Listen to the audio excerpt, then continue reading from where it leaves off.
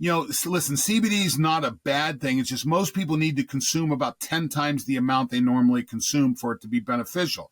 And frankly, the market's all jacked up that if you go out and buy a CBD product, you're going to pay $60 to $90 for a bottle that has a half a gram of product. I buy CBD for $1 a gram.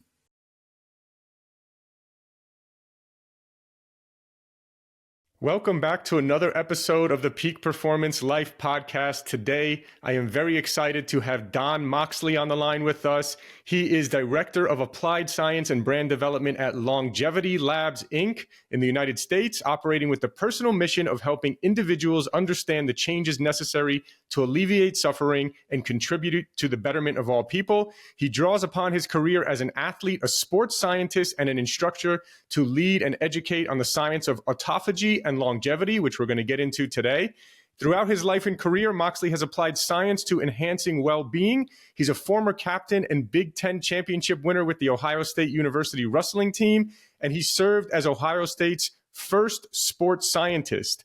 So by giving athletes the ability to track their progress in strength, cardiovascular, and resistance training, he helped the wrestling team win a national title and 3 Big Ten championships. He has helped athletes achieve 2 Olympic medals, 4 world championships, 7 national championships, and 23 All-Americans. He's been married to his wife, Laura, since 1990. They sold their home and moved full-time into a 43 fifth wheel trainer and are exploring the United States, giving their next home a chance to find them.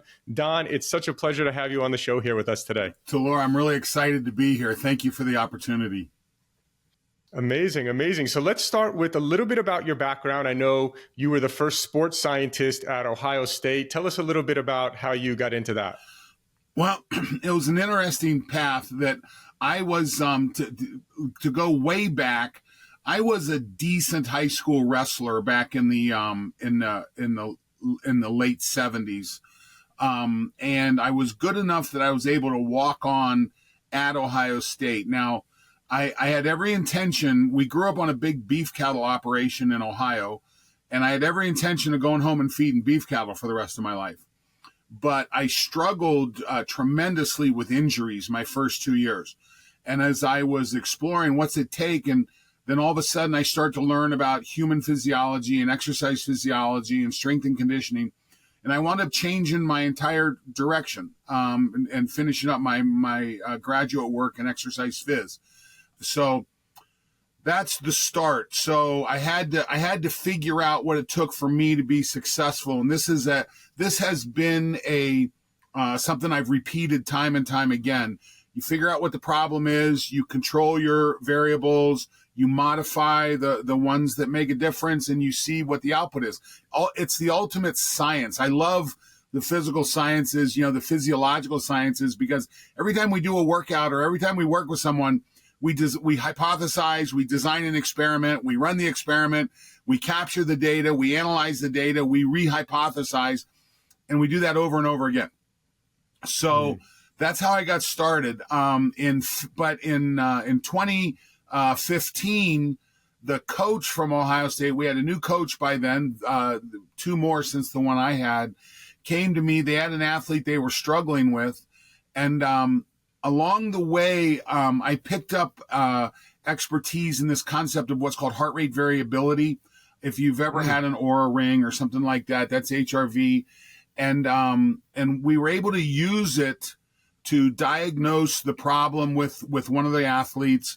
We used it in prescription of workout work. And we actually got to the point to where it was predictive. I knew who would be an All-American the first day of the national tournament based on HRV status. Wow. That was a pretty cool experiment and what got us there. Left Ohio State to go work in the cannabis business. While I was at Ohio State, I was getting inquiries from coaches around the country, pro-level coaches, saying, "Hey, what do you know about HRV and cannabis?" And I said, my guys are NCAA athletes. I don't know anything about it.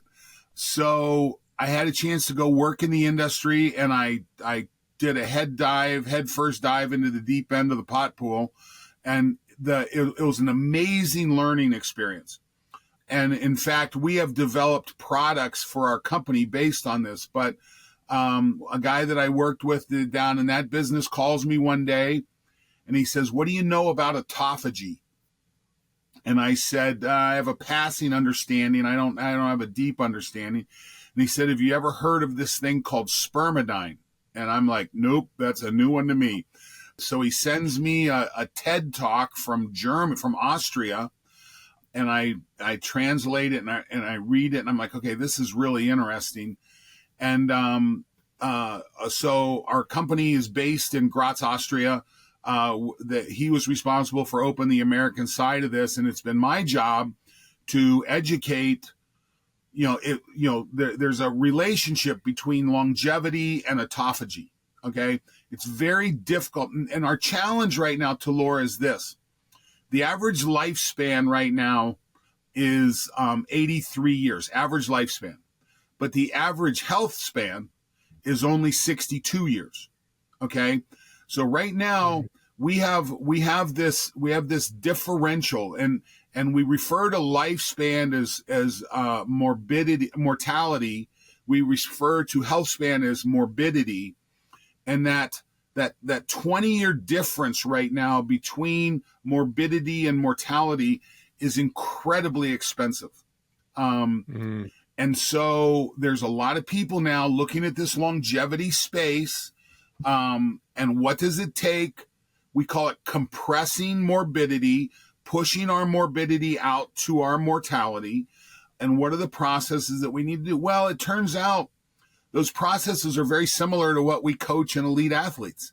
It's there are some basics. There's movement basics. There's food basics. There's sleep basics. There's light basics. There's goals. This is a big, goals and purpose is a big part of this. So I've spent the last 3 years working with Longevity Labs, working on what's it take to extend our morbidity to meet our mortality. I have a good friend that's, when we were talking about longevity, he said his goal is to be happy, happy, happy dead. And I love the way he put that together. We're going to go someday, right? We're all going to go someday. I don't know about you. I hope my last day, maybe I'm walking the edge of the Grand Canyon or hiking it and I slip and I have a great ride down to the bottom.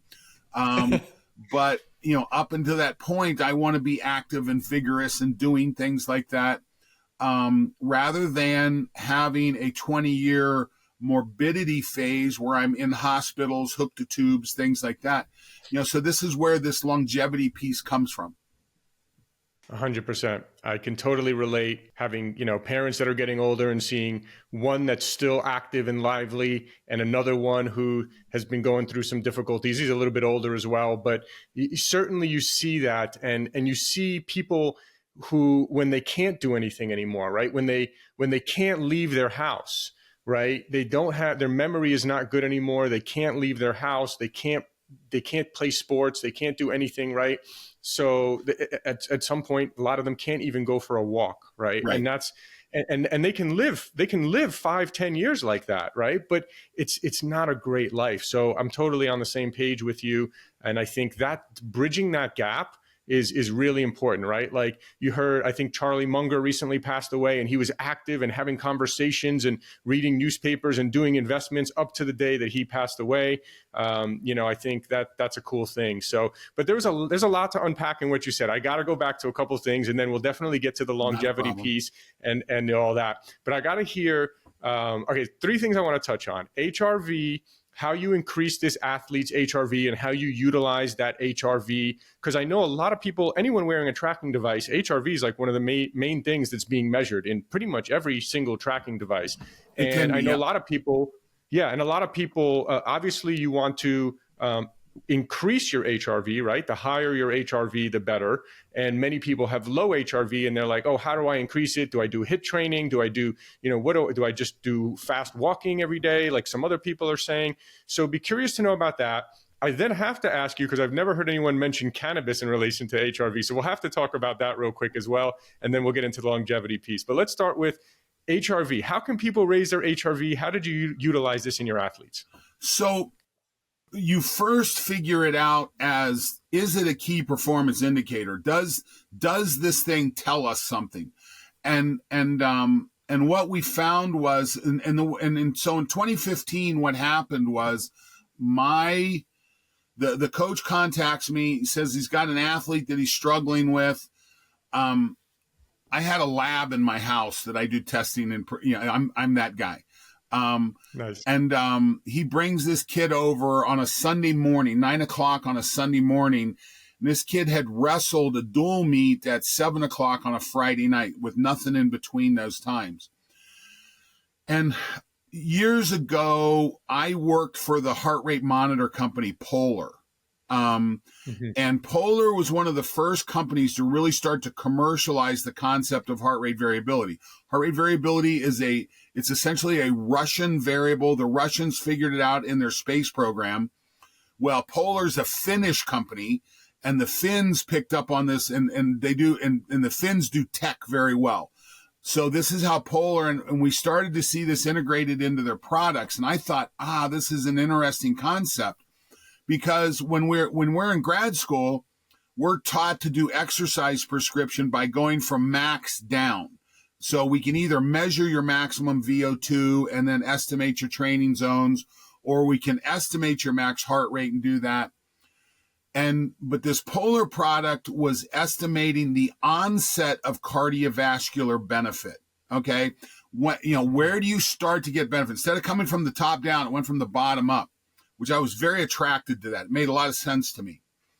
And then I don't know if we'll have time to get into this. There's this concept of what's called anaerobic threshold when you're doing training, that when you have this very cardiovascular zone, and then you go into a zone that's more, we call it anaerobic. So, and when you go anaerobic, you have to deal with cortisol and some of these other hormones, these stress hormones. And that's the problem with poor exercise prescription. Now, with that said, this athlete comes to me, I wire him up with a device I'm using at the time. And normally I back then I would like to see someone with, and with HRV, there's multiple scores. I'm going to use a number that we call an HRV that's called RMSSD, but which is vagal tone. And I normally like to see that number 40 to 50 or higher on people that I'm measuring. If it's not there, they're not recovered. They're not ready for a test. And this kid comes in, I wire him up. His resting HRV on a Sunday morning is 12 milliseconds, wow. which is the equivalent of our HRV if a bear walks around the corner. We see it, we go into full fight or flight sympathetic drive. That's what you get with 10 milliseconds. Now I have this kid go lay down in my facility. He lays down for 5 minutes. It climbs to 100 milliseconds.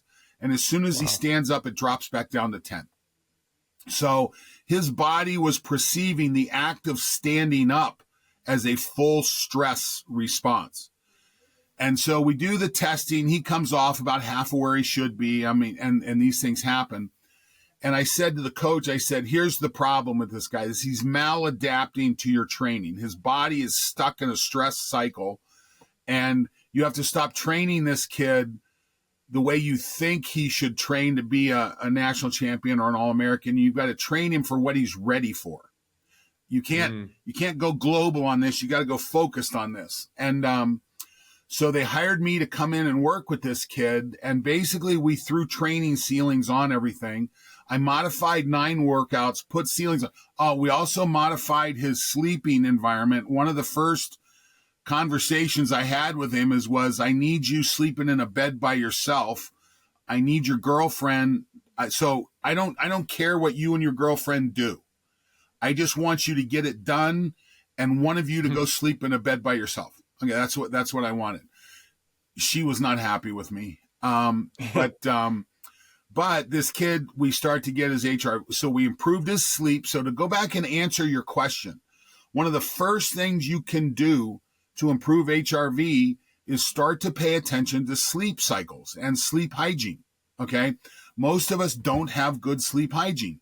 And to put it in perspective for the listener, what's important is I had an Olympic gold medalist on that team that I was working with, and this is where some of his resting HRVs at night were between 125 and 150 milliseconds. We dropped down to where, Kenny's were in the 10 range. We got him up to 50. Then we got him up to 70.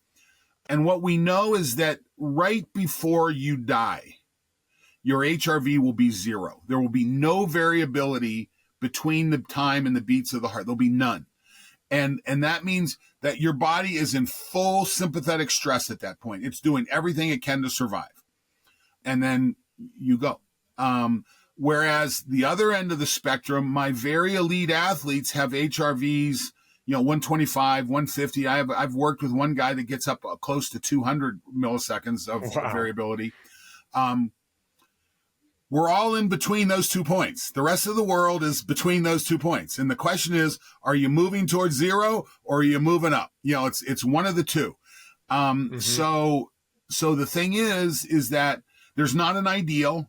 You just want it better than what it was. You start to fix it with sleep, number 1. Number 2, cardiovascular training. Now, I am not, if I'm working with someone on training, I'm usually doing more low, slow distance kind of work, threshold work. You train with a heart rate monitor. You figure out where your zone 3 and a 5 zone system is. And I tell my people, I would rather have you 5 beats below your zone 3 goal than 1 beat over, because that 1 beat over, I'm starting to flirt with cortisol. I'm starting to flirt with stress hormones. As long as I'm below that, I can do that work every day, all day. And that's where huge cardiovascular, because remember, with improved cardiovascular fitness, there's more time between beats. Okay. Our resting heart rate lowers as we become more cardiovascularly fit. So I have more time between heartbeats. If I have more time between heartbeats, I have more opportunity for variability. So if I don't have good cardiovascular fitness and I have a relatively short period between heartbeats, I have a very low ability to develop. So that's number 2. Okay. That's the second thing we do. Now, let's roll into cannabis here, because I didn't realize this when all I knew was people were asking me, what do you know about cannabis and HRV? Because the pros were dealing with this before we were. So the pros and the pro coaches are like, my guys that use cannabis have better HRVs. And literally they're making these declarative statements. And I'm like, wow, that's pretty interesting. Well, and to Laura, I don't know about you, but I've been teaching the exercise sciences for the last 33 years. I go into cannabis and I learn about something called the endocannabinoid system, part of our central nervous system that's named after cannabis. And it's part of the system that regulates it. And frankly, as I studied this, I'm like, holy moly. I said, HRV is a proxy measure for endocannabinoid status. Is that system. Now, when we exercise, we produce a molecule that's called anandamide. Anandamide has been referred to as the Zen molecule. It improves neurological communication. Anandamide it's a endocannabinoid. It's a cannabinoid that you produce. So literally when you start messing with cannabis and cannabis extracts, and I'm not a THC guy, there's a lot of other molecules in there. You start to provide your system with the necessary chemicals so it can regulate itself. And that's the beauty of it. So this was just a God-given gift for me that, I took this job and I'm living in an apartment down in South Florida. My wife and daughter were still living in Ohio. I'm sitting there thinking to myself, how, I go from this really cool job of being a sports scientist at Ohio State to selling weed in South Florida. And I'm like, how did this happen? And I started looking at it and I said, you know what? I think the universe has put me here for a reason. Let's figure this out. Let's learn. And there's an incredible amount of information about cannabis, cannabinoids, terpenes, the extracts from cannabis plants. And it was a gift. It was an absolute gift. So that's how we got from HRV to cannabis. And it goes back to Very this, interesting. even a blind squirrel trips over a nut. So a couple things. So if people want to increase their HRV, obviously getting better sleep, which Sleep is sometimes, critical. yeah, sleep is critical. Sleeping by yourself will usually result in less wake ups. If your dog is not in your bed waking you up at night, right? If someone else is not in your bed waking you up at night, those things obviously help. I think a lot of people know hopefully people know about trying to make it as, black out as much as possible, not eating for a couple hours before bed, all those kind of things. Turn your I wear bedroom blue into a light blocking cave. glasses. Cold. What's that? Yeah. Cold, black, heavy blankets, make it a cave. Yep, exactly. So then you mentioned you like cardiovascular because like a lot of things like these days, a lot of talk is like, oh, well, strength training is more important. If you do all this long distance running, you might lose muscle. A lot of people are just saying different things like that. Oh, HIIT training is better than long distance.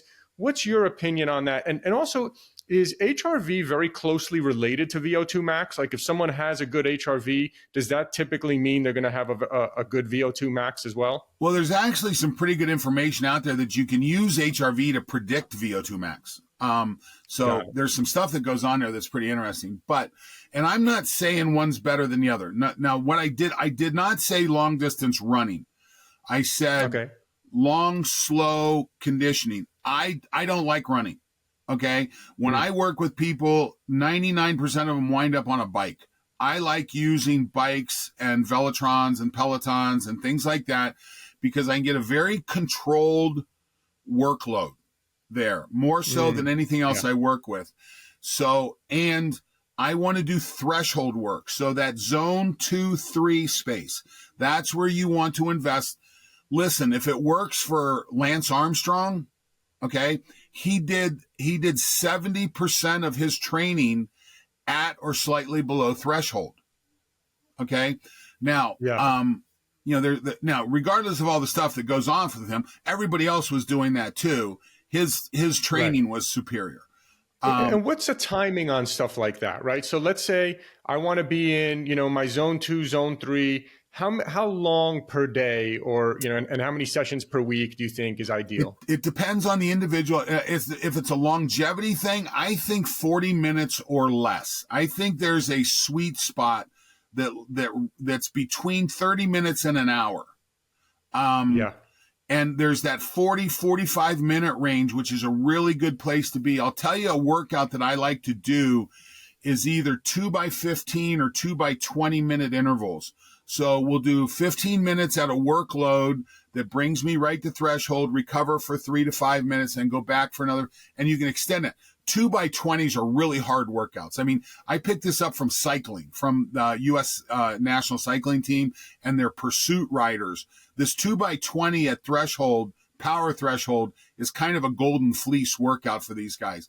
And literally, pursuit riders in cycling have the biggest motors of anybody. I mean, these guys have gigantic power outputs, and that's their golden fleece workout. On the 2x20 though, on the 2x20 that you're talking about, is that just because like zone 2 is not that hard of a pace, right? I'd be zone 3 on that.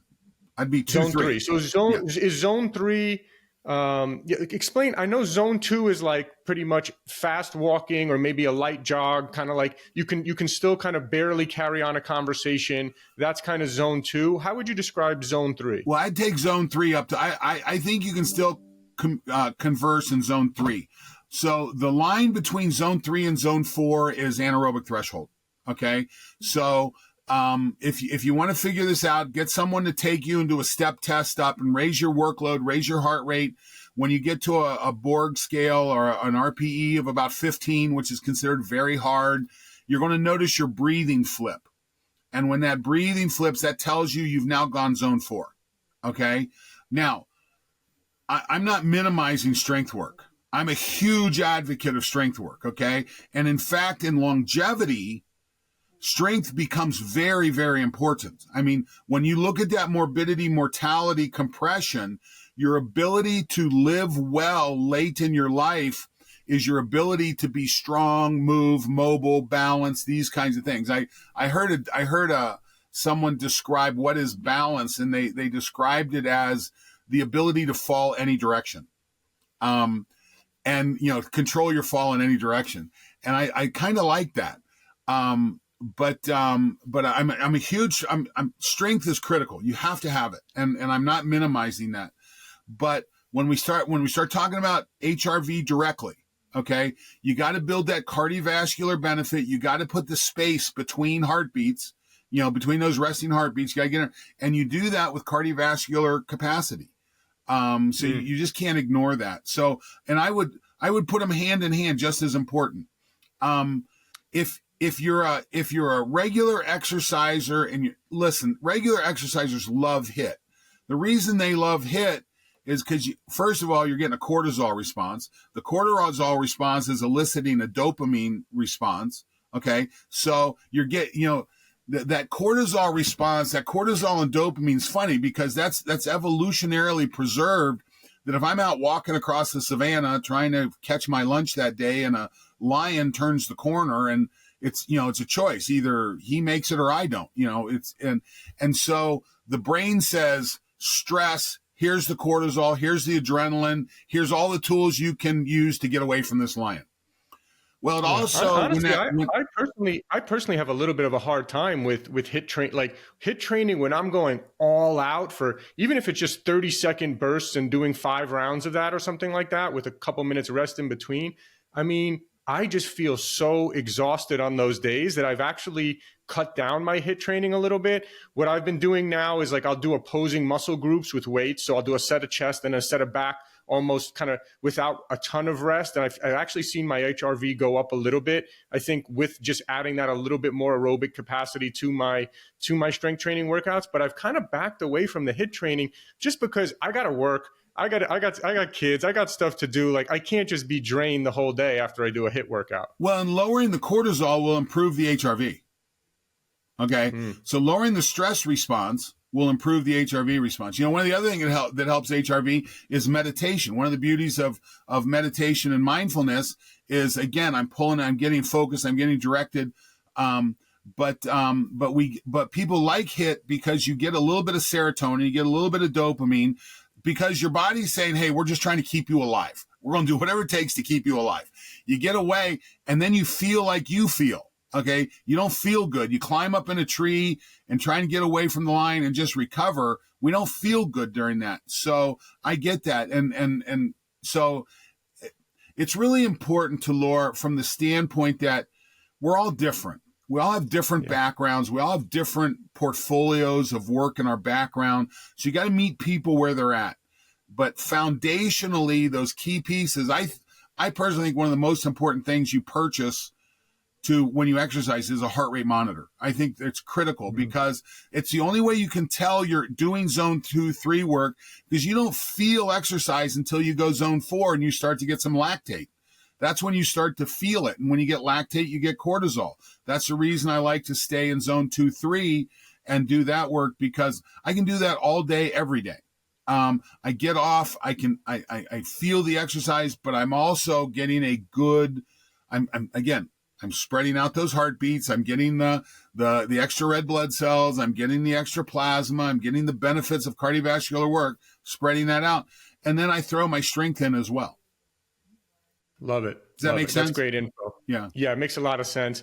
I definitely want to get into the longevity stuff. Just one more question, because it's so fascinating to me. I've never heard anyone talk about cannabis in relation to HRV. Okay.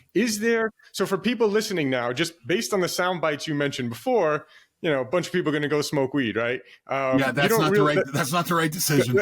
That's not the right decision, right? And of course and I don't know. So I wanted to ask you, then is it CBD? Is it certain strains of cannabis? Obviously an edible would be better than smoking, because we know smoke is not bad in certain situations. So tell us a little bit, what have you found is best? Well, I'll tell you what I found is best is we actually developed a product called HRV Plus. Oh, wow. You find it at the website modemethod.com. Okay. It is a combination of what's called CBDA. Okay. So CBDA is the acid form of CBD. It's what comes out of the plant. To go from the acid to the CBD, you have to what's called decarb it. And when you decarb, that's what makes THCA into THC, which becomes mind altering at that point. CBDA is far more beneficial in the endocannabinoid system than CBD is. We also use a terpene that's called beta-caryophyllene. Beta-caryophyllene is very close to a cannabis molecule. It would probably be called a cannabinoid, but it shows up in black pepper and mangoes and some things like that. So it's not a cannabis exclusive molecule. So we combine CBDA with beta-caryophyllene, and we put that. So the number one driver of poor HRV is inflammation. When your body is inflamed, HRVs drop because you're running all these inflammatory, which are stress processes. Well, so we put our cannabis mix in a fish oil, a DHA EPA fish oil, an omega-3 fish oil, with what's called specialized pro-resolving mediators. So what SPMs are, they're the resolvins of the inflammatory pathway. And so we put this all into one product. Nice. This is what I did in Florida. So while my wife and daughter are not there, my kitchen looked like Breaking Bad. I mean, I had gram scales and beakers and everything else in my kitchen, figuring out how does this stuff work. And I was in the business, so I had access to the extracts and things like that. And, listen, CBD is not a bad thing. It's just most people need to consume about 10 times the amount they normally consume for it to be beneficial. And frankly, the market's all jacked up that if you go out and buy a CBD product, you're going to pay $60 to $90 for a bottle that has a half a gram of product. I buy CBD for $1 a gram. That's what that's what the supplier side is. Most of these stores that are selling them now, all these CBD stores that popped up, you have no idea what you're even getting there. Yeah, and they could have changed the oil in their car that morning and put it in a bottle and selling it to you. That's exactly right. Yeah, exactly. So your product, just for people who are listening via audio, you held up a bottle. It's called HRV Plus, and what's the website they can get it at? Modemethod.com. MODEMETHOD.com. Modemethod.com. Very cool. Very cool. So let's talk about some other longevity substances that you've kind of become familiar with, that you've seen really effective. Sure. And again, going back to what we spoke about in the initial intro here about shortening that time when you're older, but you want to have a longer, health span to go with a longer lifespan, not just have 10 years where you can't even get up and walk. Right. Well, and what happens to Laura, if you look at what kills you when? If you're a child, it's probably a genetic disorder that's going to take you out. Okay, that's the majority of it. And accidents are moving up. Middle age, from 10 years old to about 30 years old, it's about not doing the stuff your mom told you not to do. Wear your helmet when you ride your bike. It's accident related stuff that really takes you out in that phase. But once you get to 40 years old, from there on up, the things that'll take you out are inflammatory related diseases. Cardiovascular disease, immune response, dementia, things like that. These are all inflammatory related diseases. Now, what we've learned is that, and this is really important, in 2016, the Nobel Prize group gave an award to a Japanese researcher who described the genetics of autophagy. And this autophagy, this is an internal cellular cleaning process. And what we know is that as autophagy improves, inflammation drops. So if you have high inflammation, you probably have low autophagy. Now, so we go back and look. So what do we do to promote autophagy? Well, most people will fast. Fasting is a tool that promotes autophagy, and it's a good tool. I'm not minimizing it. Well, exercise. If you're exercising, particularly zone 2, zone 3 work, and you're burning up ATP, you produce a thing called AMPK, AMP kinase. And when you do that, it stimulates autophagy. A researcher, so in 2016, they give the Nobel Prize, and then 3 years after that, a researcher in Austria, Graz, Austria, Dr. Frank Medeo, started looking at supplementing senescent cells with this polyamine called spermidine. And a senescent cell is what we call a zombie cell a lot of times. It's a cell that's still alive, but it's no longer productive. And when you look at they're full of they're throwing off inflammatory cytokines. They're throwing off all kinds of nasty stuff. You put a little bit of spermidine with them and it reversed the process. So all of a sudden we have the first data looking at, spermidine might be something that's good for autophagy. Now, let's go back and look at the history of spermidine. Spermidine was first discovered by the guy that invented the microscope, Anton van Leeuwenhoek, 1697 or 1679, I forget what. And again, he's a fabric merchant, and they had the microscope for counting fibers and fabrics. It didn't take long until he has some of his semen somewhere, and he's examining it. So we just go to find out that giving a microscope to a man was probably the first mistake we made. We should have given it to a woman. But they described a crystalline structure in the semen. So semen has sperm, and they saw this crystalline structure. Well, 200 years after that, they named it spermidine. And what spermidine is, it's what's called a polyamine. So we've heard of amino acids. An amino acid is a nitrogen molecule in a carbon backbone, and there's what's called a carboxyl group attached to it. But if you take that carboxyl group off, you're left with a polyamine. And spermidine has 3 nitrogens and 7 carbons and the accompanying hydrogens, and that's what it is. So we didn't know what it did. In the 80s, there was a lot of research with it as it related to cancer. Nobody could get anything straightened out. But in 2016, when they gave the Nobel Prize for autophagy, boom, we now have a place where this thing really makes sense. And Dr. Medeo's work from here on out has been around spermidine, autophagy, and longevity. When we look at epidemiological studies, people who routinely live to 90 and 100 have high spermidine diets. They probably raise their own food. You've probably read the book Blue Zones. Blue Zones have high spermidine diets. They raise their own food. It's not industrial produced. So we start to see that dietary consumption of spermidine leads to improved morbidity and delayed mortality. So this is some of the first data. And ever since then, Dr. Medeo, they learned to extract spermidine from wheat germ in Central Europe. We can't extract it from American wheat germ. We've not been able to find wheat germ in the States that's spermidine rich enough for us to run our extraction processes on. We get it in Middle Europe, Austria, Southern Germany, Northern Italy, Hungary, that area.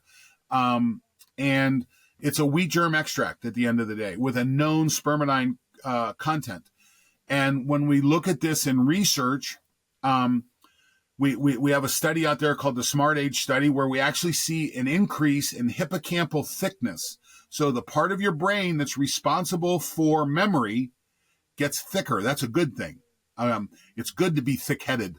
But so we see, we have a paper that came out of Bonn, Germany, that they looked at spermidine supplementing human immune cells. And when you have human immune cells supplemented with spermidine, they stop the transmission of COVID 85, 90, 92% of the time. So you have an upgraded immune system response. As you have autophagy, it cleans those cells out so your immune system works better. We have a study out of the Charité in Berlin that shows that spermidine supplementation stopped the development of dementia. We haven't reversed it, but we stopped the development of it. Again, improved neural response. And if you want to learn a lot about spermidine, there's a great paper. It's a review paper out there that's called Spermidine in Health and Disease. It's the A to Z about sperm. Where does it come from? How do we learn about it? Where does it come in your body? That's where someone can go if they really want to learn about it. But that's, again, compressing morbidity, looking at the things that are going to make you ill late in life. Cardiovascular disease. There's an improvement in cardiovascular performance with spermidine supplementation. Immune response. We already talked about that. Neural response. We've talked about that. There's an improvement of the epithelial stem cell production. So the cells that make your hair, skin, and nails. One of the first things that our customers told us about spermidine is 3 to 5 weeks after they started taking it, their fingernails started growing like crazy. And that's that epithelial stem cell response. So the more we work with it, the more we find out that this is a pretty cool molecule. It's a necessary molecule. We fully expect this molecule to have essential nutrient status at some point in time, meaning it'll become a vitamin. Nice. And because you just can't get it out of the diet, it's already considered essential nutrient in the United States for people 45 years and older, because you can't manipulate the American diet in order to get spermidine sufficient to provide the benefit that you get from supplementation. Gotcha. So yeah, it's good. It's good that it's come. So it's interesting, the naming from it, how it actually, because when you see the name Spermidine, you're like, is this like, what? This is kind of weird. What is this name? But to be clear, it comes from wheat germ extract. Yes. Now, I don't know. Somehow it was just related to the initial way that it was discovered, is the way that it was named. And yeah. And then you mentioned, like, what kind of foods, and I know it's hard to get enough of it through just a normal diet, but what kind of foods are high in spermidine? Well, the one that everyone, not everyone recognizes, but the one go-to, have you ever had natto, the fermented soy product natto? Not regularly. Maybe I've had it once. Yeah. It's like eating snot. It's awful. And now, if you grew up in the Far East, then it's probably part of your palate, and that's very high. So this is the challenge that we run into, Laura, is that with industrial farming practices, we can't say, oh, this has this, because literally wheat germ, we have a process where we bring wheat germ into our factory in Austria. So we go out and look for spermidine-rich wheat germ. We then buy a bunch and bring it in. Then we reject 75% of that because it's not spermidine-rich enough. Then we run our refinement processes that only use water. We basically, as a solvent, we run our refinement processes to get it down to the spermidine-rich content. So I hate to dodge the question, okay? Because I'd love to be able to say, oh, this, and this, and you'll get it.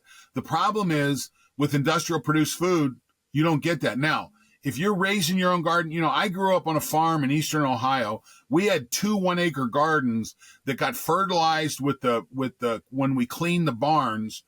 And the tomatoes and the vegetables that we got out of our garden were ridiculous. Okay. And I've never had a tomato as good as the one that we grew, particularly now when when they're coming in from out of the country and so forth. They're red. They look like tomatoes, but the nutrient portfolio just isn't the same. So, food, there are some mushrooms, hard cheeses, things like that. And there's a whole list of products. If you go to Spermidine and Health and Disease, there's a whole list of foods that tend to be higher in spermidine. The problem is, how is that food grown now? And is it grown to the point that it can be spermidine rich? Right. And personally myself, I mean, I don't want wheat. For me, wheat is inflammatory food in many cases, right? We're trying to lower inflammation here. Everything you're saying is spot on with what I always say on the podcast. And what my belief about health is that health is about lowering inflammation in the body.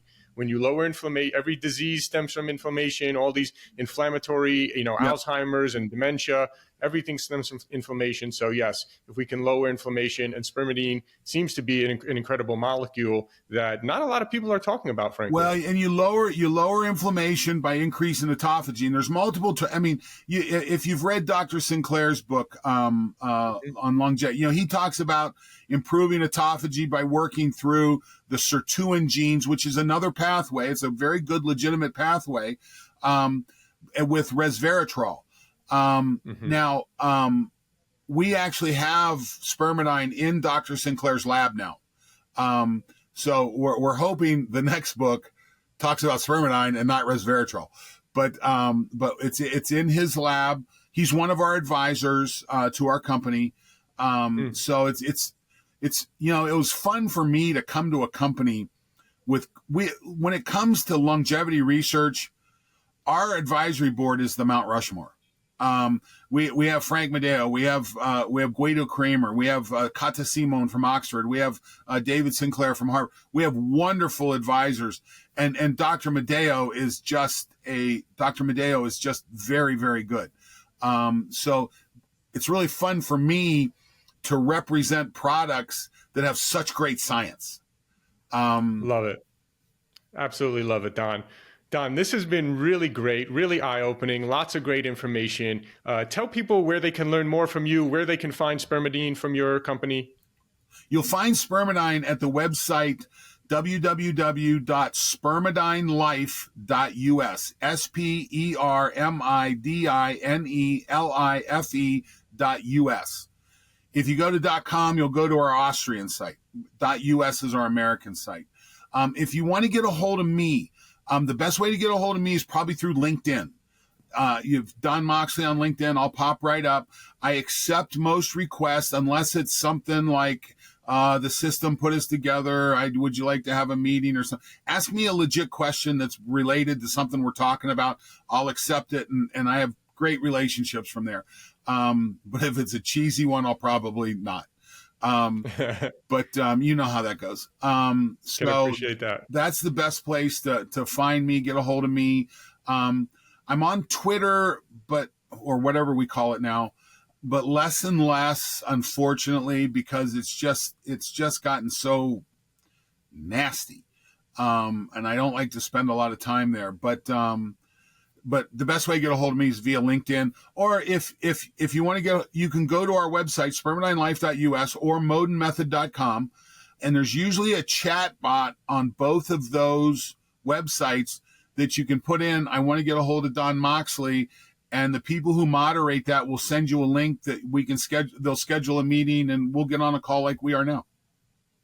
Amazing. Don, thank you so much. Really appreciate you taking the time and hope to do it again sometime. Talora, I'm grateful for the opportunity to talk to you and your tribe. I love this, and thanks again.